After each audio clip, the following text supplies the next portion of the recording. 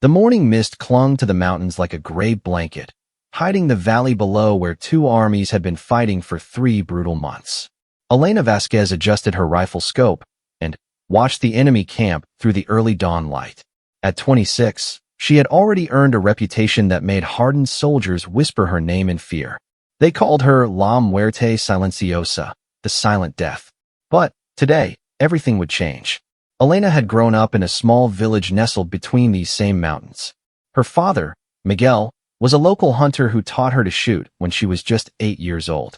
He would take her into the forest before sunrise, showing her how to move without making a sound, how to read the wind, and, most importantly, how to wait. Patience, Mija, he would say in his gentle voice, is the difference between life and death in the mountains. Her mother, Rosa, had died when Elena was 12, killed in a crossfire between government forces and rebels who had been fighting over their region for decades. That day changed everything for Elena. She stopped being a carefree girl who helped her mother tend their small garden. Instead, she became someone driven by a cold, focused anger that burned quietly inside her chest. When Elena turned 18, she joined the military. Her shooting skills were immediately noticed by her commanding officers. Within 6 months, she was selected for special sniper training. The instructors were amazed by her natural ability to remain perfectly still for hours, her incredible accuracy, and her complete emotional control during high-stress situations. She graduated at the top of her class and was immediately assigned to the most dangerous missions. Over the next 8 years, Elena completed 47 confirmed kills. Each shot was precise, clean, and final. She never missed her target, and she never hesitated. Her reputation grew among both allies and enemies. Stories about her became legends whispered around campfires and in military bunkers. Some said she could hit a target from impossible distances. Others claimed she was like a ghost, appearing and disappearing without a trace. The current conflict had started when a rebel group began attacking government supply lines in the mountain region. Elena's unit was sent to eliminate the threat. For 3 months, they had been engaged in a brutal cat-and-mouse game with the rebels, who knew the terrain as well as she did. Both sides had suffered heavy casualties, and the fighting had become personal and vicious. Elena's current position was a rocky outcrop about 800 meters from the main rebel camp. She had been lying there since 3 in the morning, waiting for the perfect opportunity. Through her scope, she could see enemy soldiers moving around their tents, preparing for another day of warfare. She had identified 3 high-value targets: the rebel commander, his second-in-command, and their communications officer. As the sun climbed higher, Elena noticed something unusual happening in the valley below. A group of enemy soldiers was moving in a pattern she didn't recognize. They were advancing toward her unit's position, but something was wrong with their formation. It looked almost like they were retreating while advancing, which made no tactical sense. Suddenly, Elena's radio crackled to life. "Ghost 7, this is command. We have reports of a large enemy force moving toward your position from the north. Can you confirm?" Elena adjusted her scope and looked north. What she saw made her blood run cold. At least 200 rebel soldiers were moving through the forest, completely hidden from her unit's main position.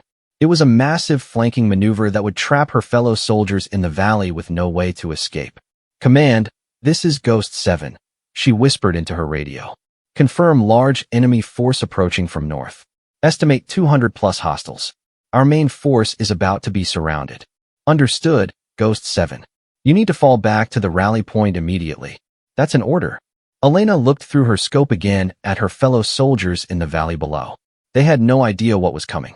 If she followed orders and retreated, they would all be killed or captured within the hour. But if she stayed, she might be able to slow down the flanking force long enough for her unit to escape. She made her decision quickly. "Command, Ghost 7 is staying in position. I can provide covering fire for the retreat." "Negative, Ghost 7. Fall back immediately. We cannot risk losing our best sniper." Elena switched off her radio and focused on the approaching enemy force. She had maybe 10 minutes before they would be in position to attack her unit. She began calculating distances, wind speed, and bullet drop for multiple targets. This would be the most challenging shooting of her career. The first rebel soldier to enter her crosshairs was carrying a rocket-propelled grenade launcher. Elena took a deep breath, held it, and squeezed the trigger. The man dropped instantly. She immediately shifted her aim to a soldier with a radio who was trying to coordinate the advance. Another perfect shot. Chaos erupted in the enemy ranks as they realized they were under sniper fire. Soldiers dove for cover behind trees and rocks, but Elena had the high ground and a perfect view of the entire area. She continued firing with mechanical precision, picking off officers and anyone carrying heavy weapons. After her 15th shot, Elena noticed that the enemy soldiers were beginning to locate her position. Bullets started hitting the rocks around her, sending sharp fragments flying through the air. A piece of stone cut her cheek, but she ignored the pain and kept firing. Through her radio, which she had turned back on, she could hear her unit beginning their retreat. Ghost 7, we're moving to the rally point. What's your status? Still in position, providing covering fire. Elena replied calmly, even as more bullets whizzed over her head. The enemy force was now actively hunting for her. She could see small teams of soldiers moving up the mountainside, trying to flank her position. Elena knew she would have to move soon, but she wanted to buy her unit as much time as possible. She fired 3 more shots, each one finding its target, before grabbing her rifle and equipment. Elena had memorized every rock, tree, and hiding spot in these mountains during her months in the area. She began moving from position to position, firing a few shots from each location before relocating. This made it appear as if there were multiple snipers, which further confused and slowed the enemy advance. As Elena moved to her 4th firing position, she noticed something that made her pause. One of the rebel soldiers pursuing her looked familiar. He was moving with the same careful, deliberate steps that her father had taught her years ago. This man was also a hunter, someone who understood the mountains as well as she did. Through her scope, Elena got a clear look at his face. He was probably in his early 30s, with dark hair and intense brown eyes. There was something about the way he carried himself that reminded her of the old hunters from her village. He was directing the other soldiers with hand signals, and they were following his lead with obvious respect and trust. This man was dangerous. While the other soldiers were crashing through the forest making noise and leaving obvious tracks, he was moving like a ghost. Elena realized that if she was going to escape, she would have to deal with this tracker first. She waited in her current position, watching through her scope as the man and his team approached. Elena could see that he was studying the ground carefully, reading the signs of her passage like a book. He was good, maybe as good as she was. When the tracker was about 400 meters away, Elena lined up her shot. This was a longer distance than she usually preferred for a moving target, but she had made more difficult shots before. She controlled her breathing, calculated the wind drift, and began to squeeze the trigger. At the exact moment she fired, the tracker suddenly dropped to the ground. The bullet passed through the space where his head had been just a fraction of a second earlier. Elena blinked in surprise. In 8 years of military service, no one had ever anticipated her shots like that. The tracker rolled behind a large boulder and began shouting orders to his men. Elena could hear them spreading out, trying to surround her position. She had maybe 2 minutes before they would be close enough to rush her location. Elena grabbed her equipment and began moving again, but this time she could feel the difference. The tracker was coordinating the pursuit with professional skill. He was predicting her likely routes and positioning his men to cut her off. For the first time in years, Elena felt like she was the one being hunted. As she reached her next position, Elena's radio crackled again. Ghost 7, this is command. Our main force has reached the rally point. What's your status? We're sending a helicopter for extraction. Elena looked around at the soldiers closing in on her position. Command, I'm currently engaged with enemy forces. Send the helicopter to grid reference 74 Alpha. I'll try to reach that position. The extraction point was 2 kilometers away through some of the most difficult terrain in the mountains. Elena would have to cross 2 ridges and a narrow valley while being pursued by professional soldiers who knew she was in the area. The tracker had probably already figured out where she was heading and was moving to intercept her. Elena began the most dangerous movement of her military career. She used every technique her father had taught her, plus everything she had learned during her sniper training. She moved when the wind was blowing to cover any sound she made. She stepped only on rocks or hard ground to avoid leaving tracks. She used natural cover to remain invisible from a distance. But the tracker was good. Every time Elena thought she had lost the pursuit, she would hear or see signs that they were still following her. The man seemed to understand her thinking, to anticipate her choices before she made them. When Elena reached the first ridge, she paused to look back through her scope. The tracker and his team were about 600 meters behind her, moving steadily forward. For a brief moment, their eyes met across the distance. Elena felt a strange chill run down her spine. There was something in his expression that was different from the usual hatred she saw in enemy soldiers. It was almost like recognition, as if he knew exactly who she was. Elena continued toward the extraction point, but she couldn't shake the feeling that this pursuit was different from any she had experienced before. The tracker wasn't just hunting her like a typical soldier following orders. There was something personal in the way he moved, something that suggested this was more than just another military operation. As she reached the valley between the first and second ridges, Elena heard the distant sound of helicopter rotors. Her extraction was coming, but she was still over a kilometer away from the pickup point. She would have to cross the valley quickly and climb the final ridge in the next 15 minutes. Elena began moving faster, accepting that she would have to take more risks to reach the helicopter in time. As she crossed the valley floor, she could hear the pursuit getting closer. The tracker had somehow managed to close the distance while she was focused on the difficult terrain. When Elena was halfway across the valley, she heard a rifle shot echo off the mountainsides. The bullet struck a tree just inches from her head. The tracker had taken a shot at maximum range, probably hoping to wound or slow her down rather than kill her outright. Elena dove behind a fallen log and looked back through her scope. The tracker was in a firing position about 700 meters away. At that distance, with the wind and terrain, it would be an extremely difficult shot for either of them. But, as Elena watched, she saw him adjusting his rifle, preparing for another shot. She had a choice to make. She could try to continue running for the extraction point, but the tracker would have several more chances to shoot her before she could reach cover. Or she could stay and engage him in a sniper duel, which would mean missing her extraction and being trapped in the mountains with enemy soldiers closing in from all directions. Elena made her decision. She would end this pursuit here and now. She adjusted her scope for the distance and wind conditions, then settled into a comfortable shooting position. Through her crosshairs, she could see the tracker doing the same thing. For a moment, neither of them moved. They were like two hunters who had finally found each other after a long chase. Elena could feel her heart beating steadily in her chest. This was what she had been trained for, what she was best at in the world. Then, the tracker did something that surprised her completely. Instead of firing, he lowered his rifle and stood up. He raised one hand in what appeared to be a greeting or acknowledgement. Even at 700 meters, Elena could see that he was smiling.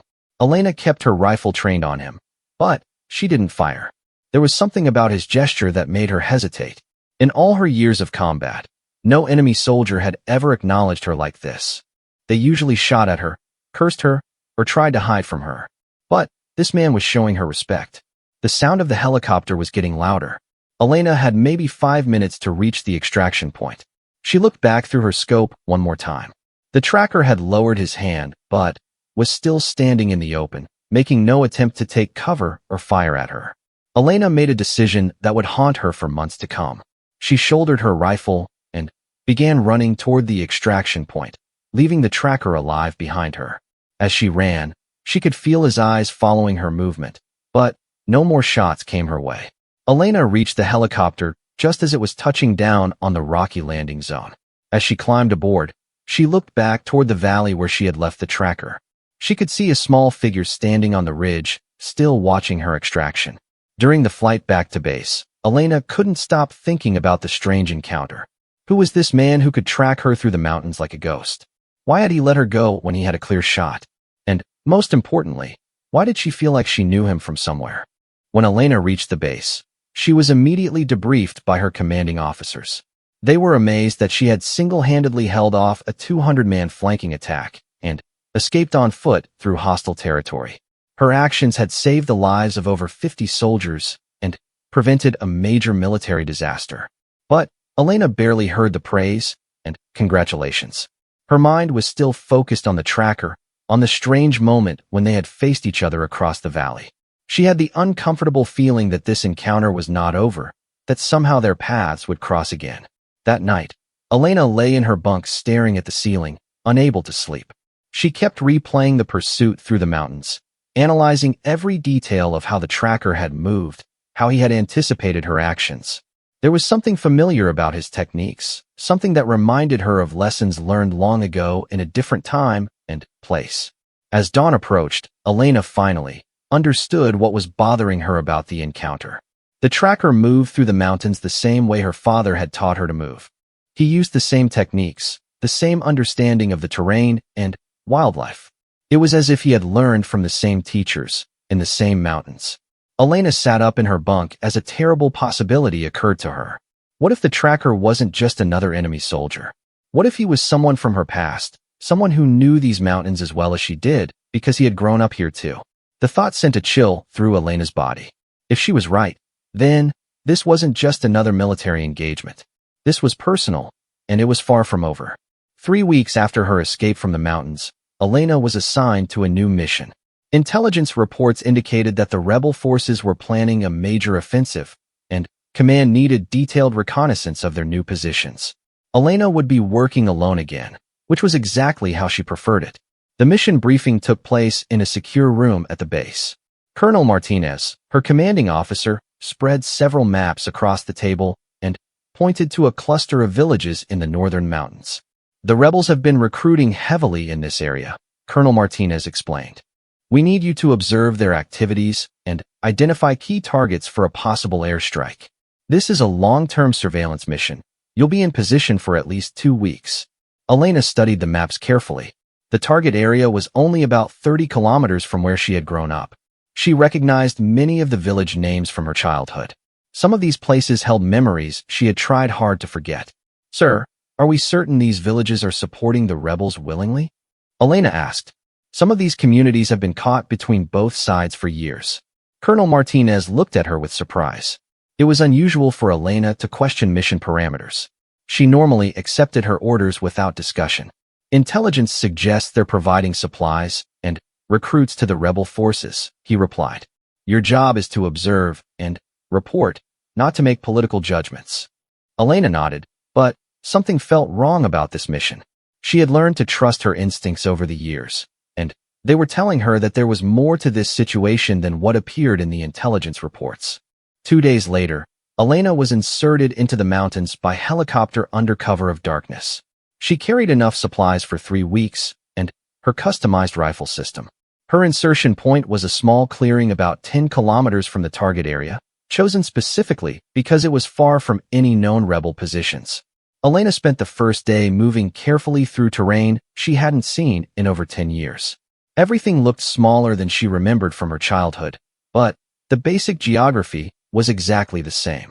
She passed within 2 kilometers of her old village, but resisted the urge to go look at her family's house. By the second evening, Elena had established her primary observation post on a ridge overlooking the largest village in the target area. Through her spotting scope, she could see people going about their daily routines, farmers working in fields, children playing in dusty streets, women carrying water from the village well. It looked exactly like any other poor mountain community trying to survive in a war zone. Elena couldn't see any obvious signs of military activity or rebel support. No unusual vehicle movements, no armed guards, no communications equipment, just ordinary people living ordinary lives. Elena spent the next 3 days conducting detailed surveillance of all 6 villages in the target area. She documented every person, vehicle, and activity she observed. She was building a comprehensive picture of life in this remote corner of the mountains. On her 4th day, Elena was observing the morning routines in the largest village when something caught her attention. A man was walking down the main street with a familiar gait. Even at 800 meters distance, something about his movement pattern seemed recognizable. Elena adjusted her scope for a clearer view. The man was tall, probably in his early 30s, with dark hair and broad shoulders. He was carrying what appeared to be hunting equipment, a rifle case, and a small backpack. As he turned to speak to an older woman, Elena got a clear view of his profile. Her blood turned to ice. It was the tracker from 3 weeks ago, the man who had pursued her through the mountains with such skill. But He wasn't wearing a military uniform. He was dressed like a civilian, like a local hunter. Elena watched as the man continued through the village, stopping to speak with several people. Everyone seemed to know him, greeting him with obvious warmth and respect. Children ran up to him, and he smiled and ruffled their hair. This wasn't the behavior of an enemy soldier moving through occupied territory. Elena spent the rest of the day focused entirely on this man. She watched as he visited the village clinic, speaking at length with the local doctor. She observed him helping an elderly man repair his roof. She saw him sharing lunch with a family outside their small house. As evening approached, Elena faced a disturbing conclusion. This man wasn't just visiting the village. He belonged here. He was part of this community, probably had grown up here just as she had grown up in a similar village not far away. Elena's military training told her to report the presence of a known enemy combatant in the target area. But her instincts told her that something was fundamentally wrong with the intelligence she had been given about these villages. That night, Elena made a decision that violated every protocol she had ever been taught. She left her observation post and moved closer to the village. She wanted to hear what people were actually saying, to understand what was really happening in this community. Elena positioned herself about 200 meters from the village edge, close enough to observe details, but still hidden in the forest. Using her night vision equipment, she watched as families gathered for evening meals and children played games in the fading light. Around 10 o'clock, Elena heard voices approaching her position. She immediately went prone and made herself invisible against the forest floor. Two men were walking along a path that would pass within 50 meters of her hiding spot. One of the voices was the tracker. Elena held her breath as the men stopped almost directly in front of her position. The government patrols have been more active lately, the tracker was saying. We need to be careful about the supply runs to the medical clinic. Do you think they suspect anything? The second man asked. I'm not sure, but we can't take chances. The antibiotics and medical supplies we're smuggling in are the only thing keeping people alive during the winter months. Elena felt her world shift. These weren't rebel soldiers planning attacks. They were villagers trying to smuggle medical supplies to their community. The rebel activity that intelligence had reported was actually humanitarian aid. What about the sniper who escaped last month? The second man asked. Do you think she'll be back? Elena heard the tracker sigh. I hope not. She's incredibly skilled, but she's working for people who don't understand what's really happening out here. If she returns, someone is going to get hurt. You could have killed her when you had the chance, the second man pointed out. Yes, I could have, the tracker replied quietly. But she reminded me of someone. There was something in the way she moved, the way she understood the mountains. She learned to hunt the same way I did, probably from the same kind of teacher. Elena's heart was pounding so hard, she was afraid the men would hear it.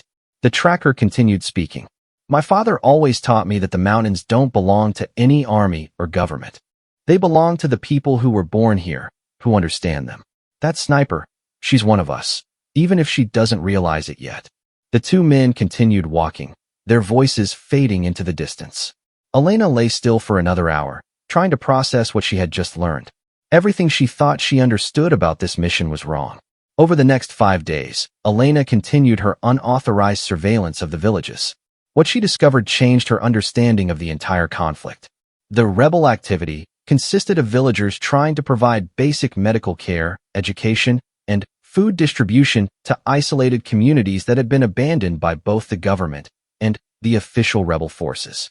The tracker, whose name she learned was Carlos, was apparently a local leader who organized these humanitarian efforts. He had military training, but he was using it to protect civilians, not to fight government forces. Elena realized that the intelligence reports that had led to her mission were either completely wrong or deliberately falsified. Someone wanted these villages attacked, but it wasn't because they posed any military threat. On her 10th day in the field, Elena was observing Carlos as he led a group of villagers in repairing a bridge that connected two communities. It was dangerous work. The bridge had been damaged in an airstrike 6 months earlier, and crossing the river was now treacherous, especially for elderly people and children. As Elena watched through her scope, she noticed movement in the forest on the far side of the river. A group of armed men was approaching the bridge repair site. These weren't villagers. They were wearing military-style clothing and moving with tactical precision. Elena's radio crackled to life. Ghost 7, this is Command. We have reports of rebel activity in your area. Confirm status. Elena keyed her radio while continuing to observe the approaching armed group. Command, I have visual on the target area. Situation is complex. Ghost 7, we're sending air support to your location. Mark any targets of opportunity. Elena's blood went cold. Air support meant attack helicopters or fighter jets.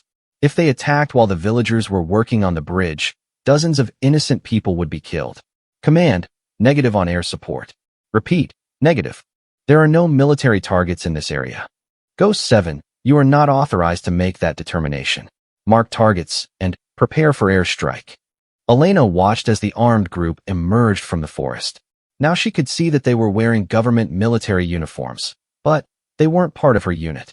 These were soldiers she didn't recognize, probably special forces or mercenaries. The lead soldier raised his rifle and fired a shot over the heads of the villagers working on the bridge. The civilians scattered in panic, running for cover in the forest. But Carlos didn't run. Instead, he stepped forward and began speaking to the soldiers. Elena couldn't hear what was being said, but she could see that Carlos was trying to negotiate. He had his hands raised in a peaceful gesture, clearly trying to de-escalate the situation. Through her scope, Elena watched as one of the soldiers struck Carlos in the face with his rifle butt. Carlos fell to the ground, but immediately got back up, still trying to talk to the soldiers. They were laughing now, clearly enjoying his attempt at peaceful resistance.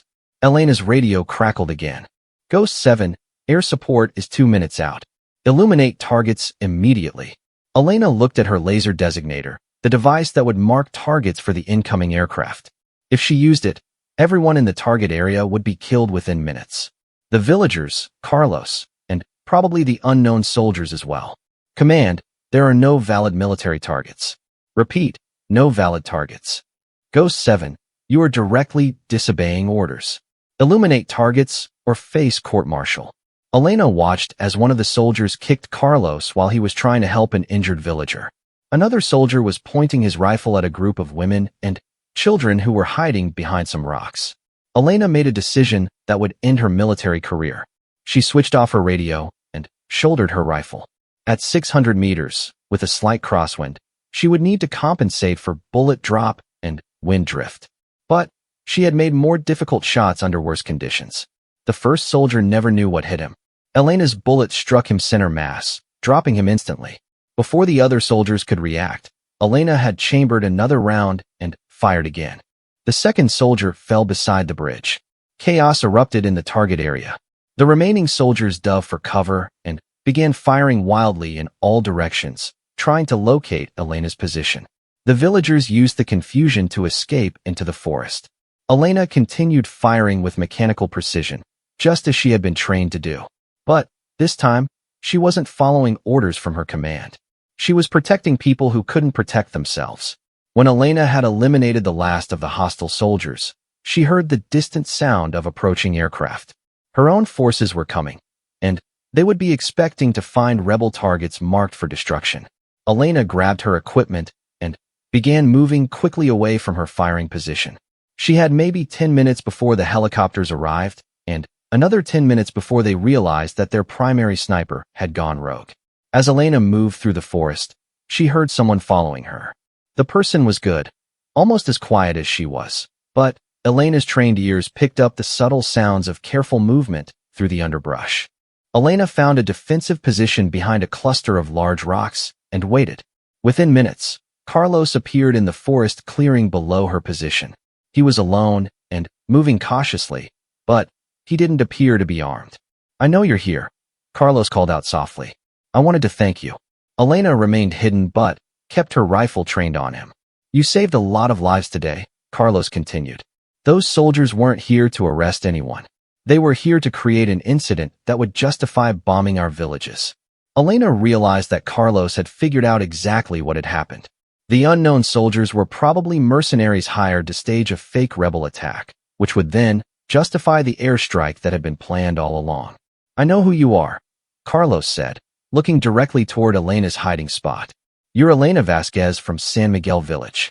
Your father was Miguel the Hunter, and your mother was Rosa the Teacher." Elena's grip tightened on her rifle. How could he possibly know that? My name is Carlos Mendoza, he continued. My family moved to San Miguel when I was 12 years old. I remember you, Elena. You taught me how to track deer in the forest behind your house. We were friends before the war came and changed everything. Memories flooded back into Elena's mind.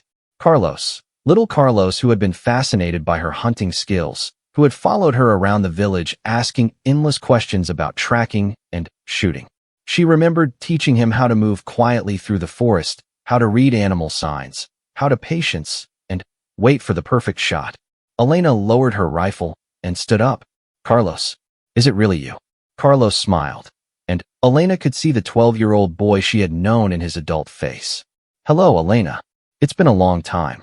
Elena heard the sound of helicopters getting closer. You need to get out of here. My people will be looking for me, and if they find you, come with me, Carlos said urgently. You can't go back to them now.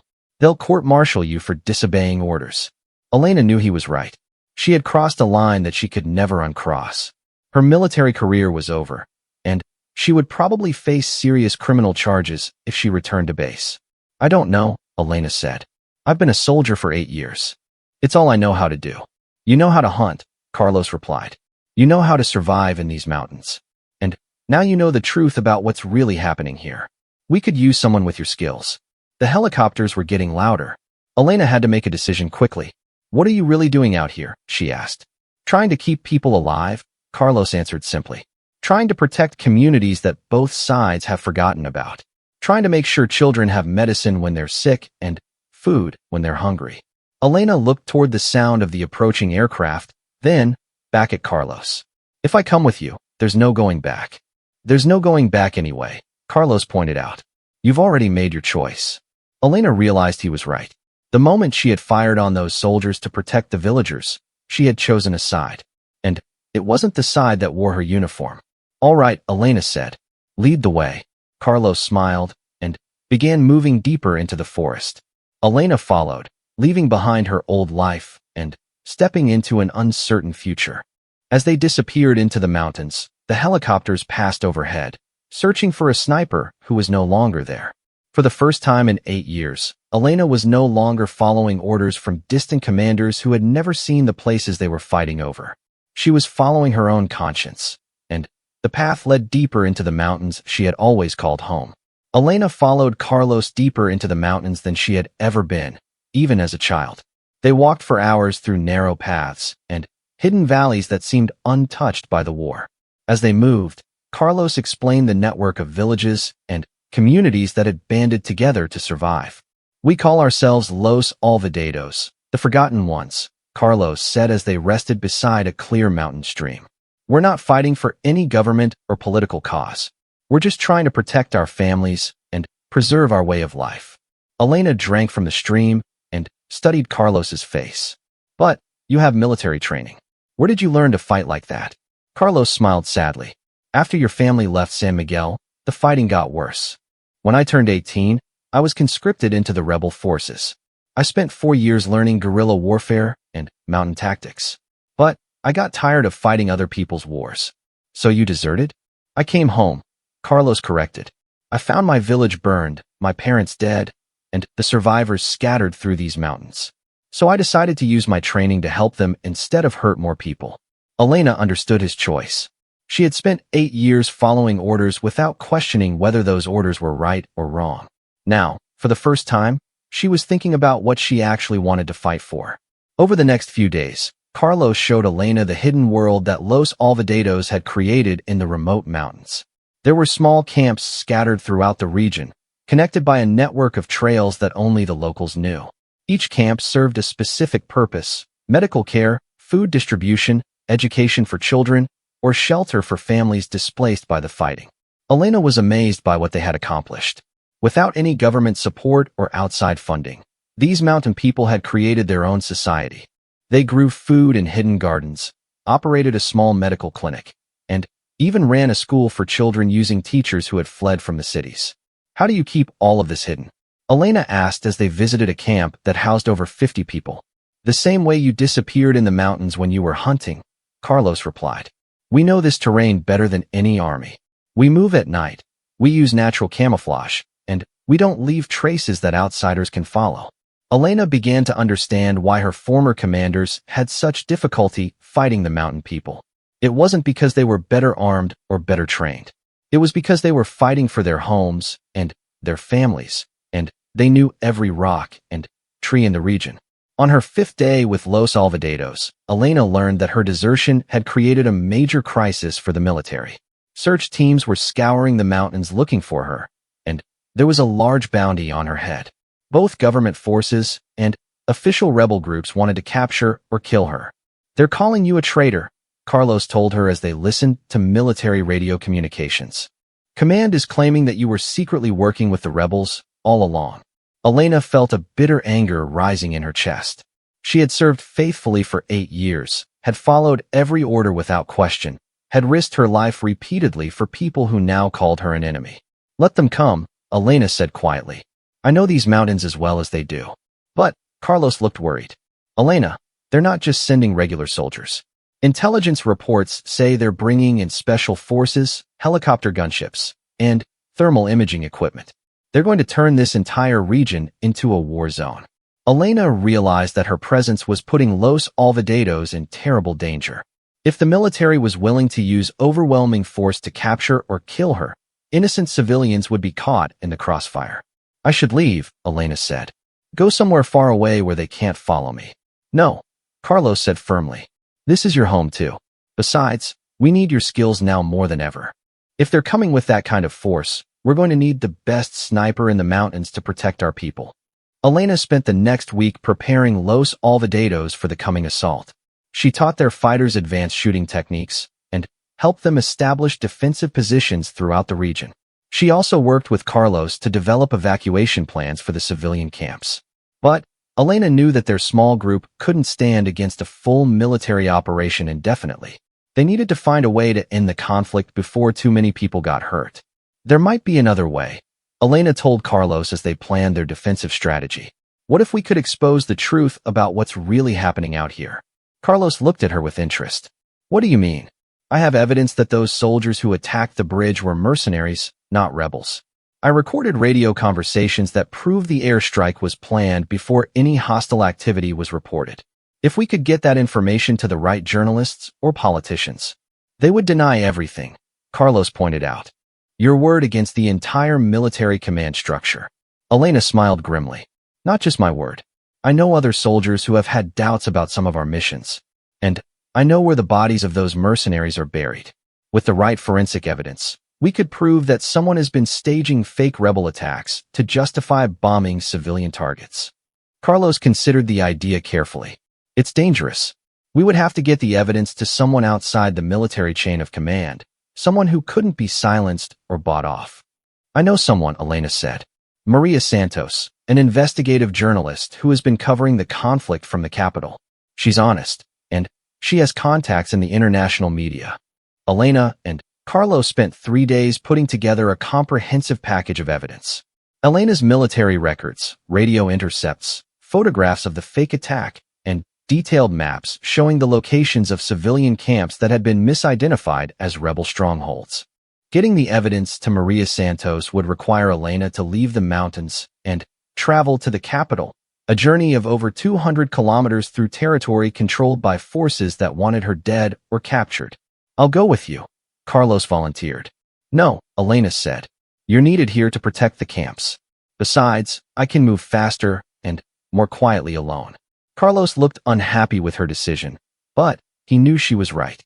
Elena had been trained for solo operations behind enemy lines. This was exactly the kind of mission she was best suited for. Elena left the mountains at midnight, carrying only her rifle, basic supplies, and the evidence package. She avoided all major roads and traveled cross-country, using her knowledge of the terrain to stay hidden from patrols. The journey to the capital took Elena 4 days. She moved only at night, hiding in abandoned buildings or natural caves during daylight hours. Twice she had to detour around military checkpoints, adding hours to her travel time. When Elena reached the outskirts of the capital city, she faced a new challenge. Finding Maria Santos without alerting the authorities would require careful planning and a great deal of luck. Elena remembered that Maria Santos frequently reported from a particular cafe in the university district. It was a place where journalists, students, and political activists gathered to discuss current events. If Elena could get there without being recognized, she might be able to make contact. Elena waited until evening rush hour when the streets would be crowded with people. She had changed into civilian clothes taken from an abandoned house, and she kept her head down as she moved through the busy streets. The cafe was exactly as Elena remembered it from news reports, a small, crowded space filled with intense conversations and cigarette smoke. Elena spotted Maria Santos immediately, sitting at a corner table with two other people who appeared to be fellow journalists. Elena approached the table carefully, making sure not to make any sudden movements that might attract attention. "Excuse me," Elena said quietly to Maria Santos. "I have information about the military operations in the northern mountains." Maria looked up with interest. As an investigative journalist, she was always looking for news sources and stories. "I'm sorry, but I don't give interviews without appointments," Maria said politely. "My name is Elena Vasquez," Elena said in a low voice. "I think you'll want to hear what I have to say." Maria's eyes widened with recognition. Elena Vasquez was one of the most wanted people in the country, with a massive bounty on her head. "We need to talk somewhere private," Maria said quickly, gathering her things. Maria led Elena to a small apartment nearby that served as her unofficial office for sensitive interviews. Once they were safely inside with the door locked, Maria turned to face Elena with obvious excitement. "You're the sniper everyone's been looking for," Maria said. "The one who supposedly betrayed her unit and joined the rebels." "That's what they want people to believe," Elena replied. "But the truth is much more complicated."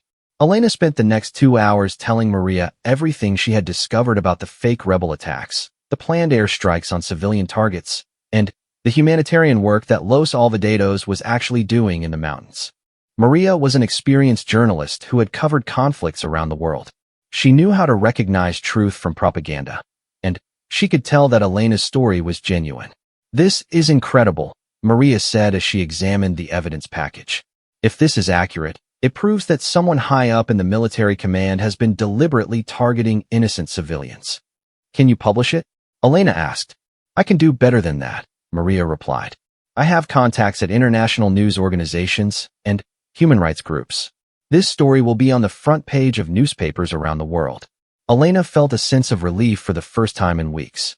Finally, the truth would come out. But Maria looked concerned about something else. "Elena, you realize that publishing this story will make you even more of a target? The people responsible for this will do anything to silence you." "I know," Elena said. "But it's worth the risk if it protects the people in the mountains." Maria worked through the night to verify Elena's evidence and prepare her story for publication. She contacted sources in the military, the government, and international organizations to corroborate the details. By morning, Maria had assembled a comprehensive exposé that would shock the entire country. The story revealed not only the fake rebel attacks, but also a broader pattern of corruption and abuse by military contractors and their government allies.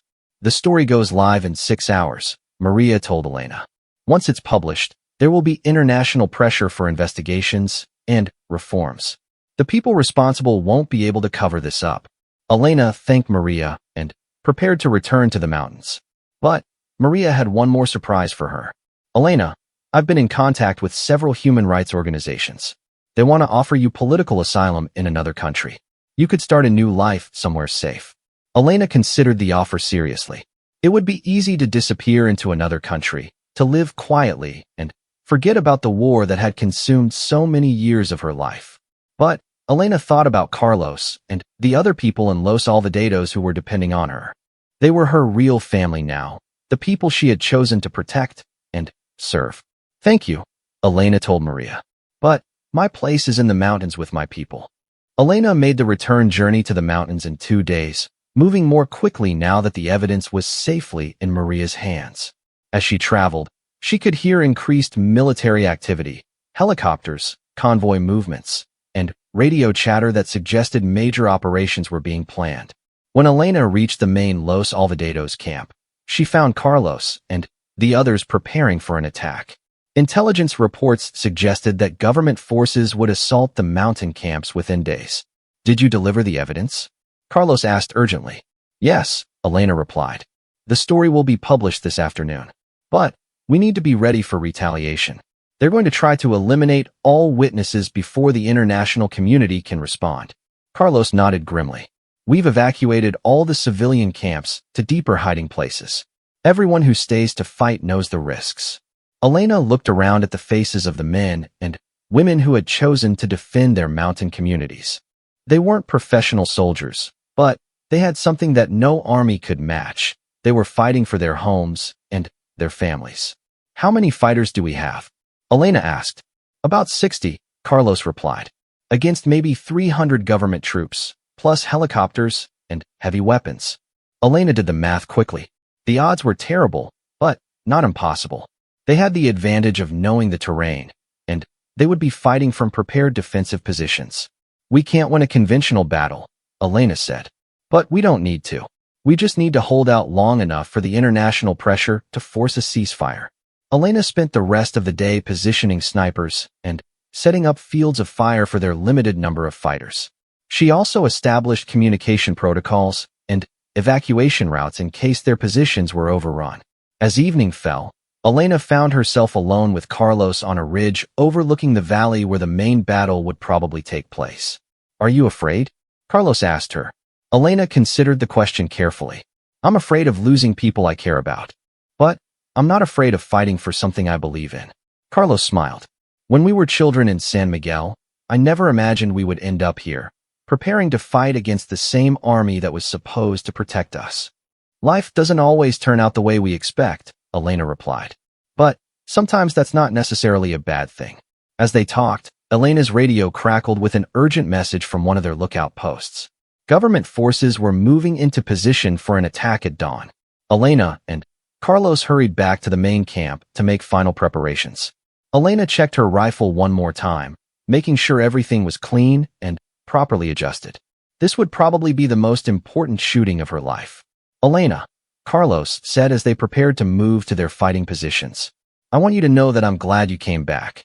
Not just because we need your skills, but because it feels right to have you here with us.